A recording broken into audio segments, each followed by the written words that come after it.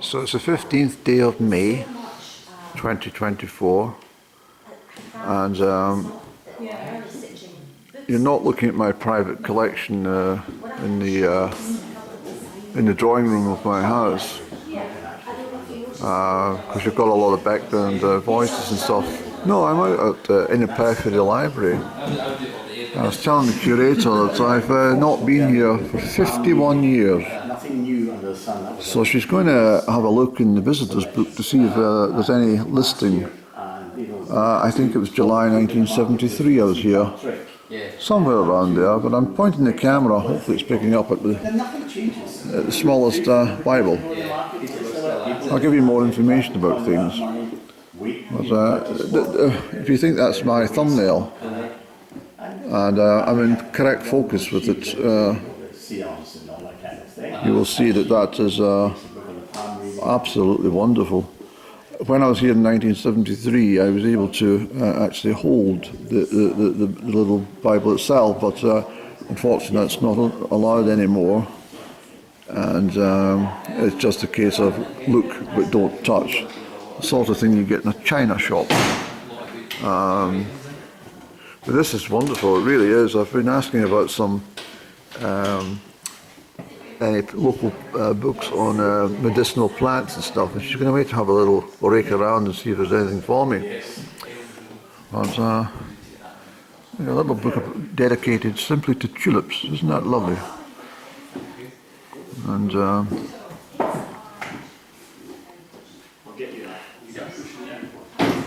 see we have, look, some curious plants, wonders of plant life. So this is we have alpine and bog plants and stuff like that. But the historical section is absolutely amazing.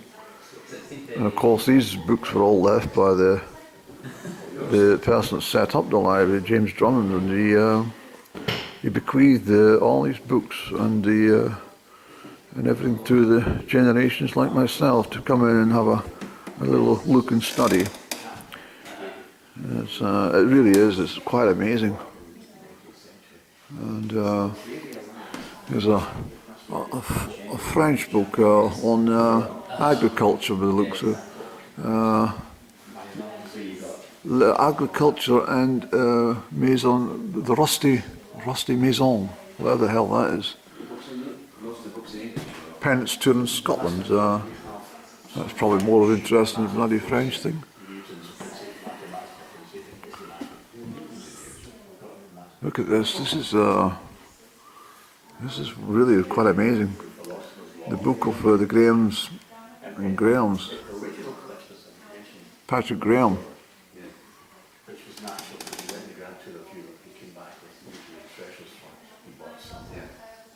This is really lovely, Annie, isn't it?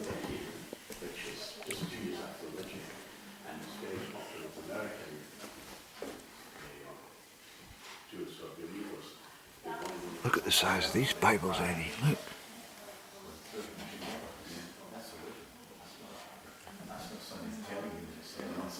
I love this. There's absolutely dozens and dozens. I think there's over 500 books he left from his own collection, which was 400 or 500 years ago. It's still regarded as the oldest lending library in the country, in the UK. And gentlemen.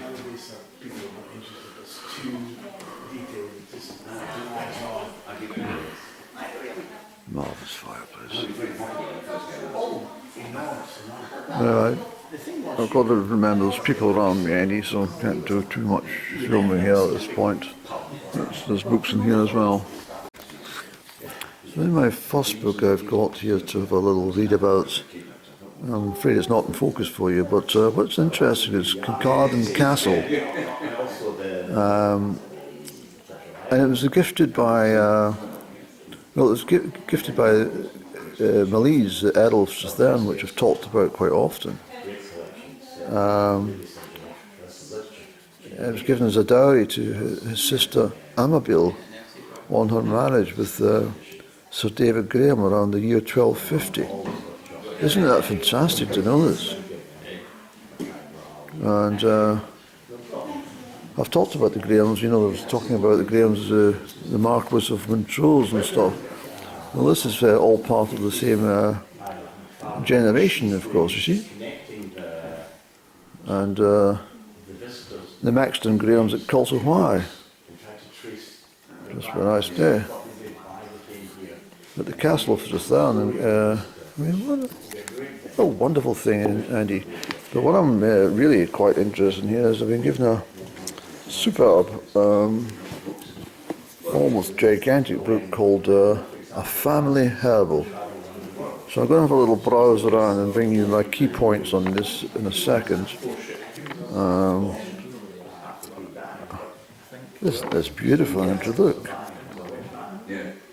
Oh, let's have a little gaze at this one, eh?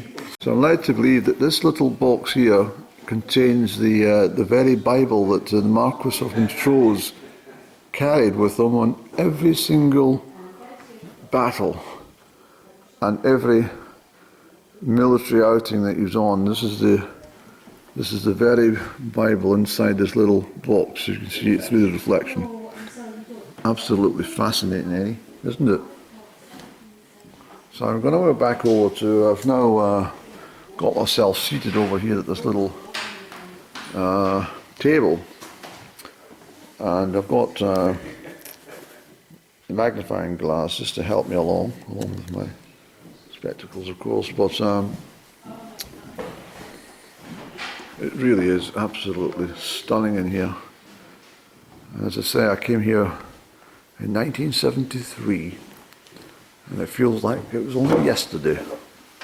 I think the only difference between 1973 and today is I'm able to view the Bible up here without having to get a hunch up from my brothers.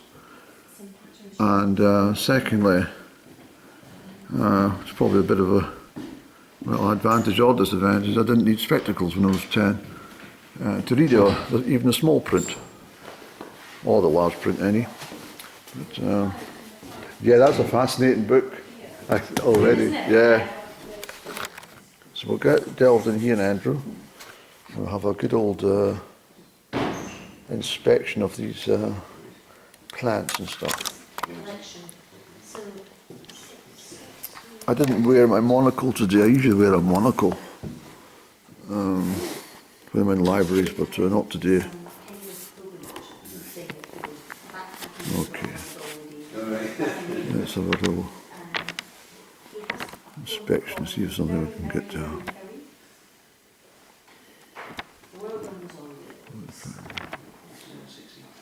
Here we go. This is something I use.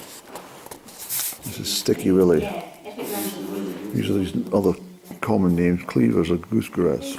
It's sticky willy. It's gallium, part of the gallium family. History is very common about cultivated grounds and hedges, and flowers from June till September. It is chopped up and given to goslings or young geese, who eagerly devour it. The goose and gander refuse it. Its taste is somewhat bitter and acrid. However, I do like it.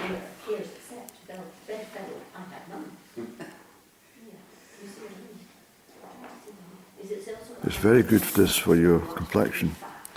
If you steep it in water for a day, overnight for example, and then you use it the next day as a skin toner, it will make your complexion bright and pink. I know this much. In fact, I've got more information in my brain than I have in this page in the book.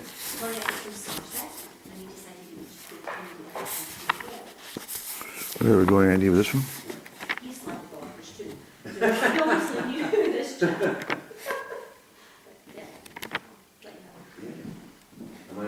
Alum.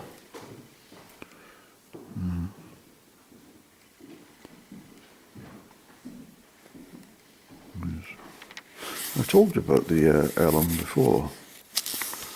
I said to you that if you cut the branch off, it will still grow even though it's been departed from the mother plant.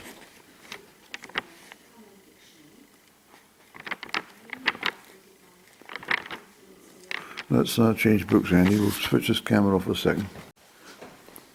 So just another little part of the study in here. I've not been able to put my camera on very much because obviously it is a library and you don't want somebody nattering in the background when you're trying to read you know, the face of the world or something like that. What kind of thing, you know? Charlotte Mary Yonce, or the Journal of Henry Coburn. Yes, volumes 1 and 2. You don't want somebody chatting about something in your background annoying you. But the books I was looking at were entirely interesting. Look at this lovely old chair. I must have a little sit down on it just for a moment, Andrew.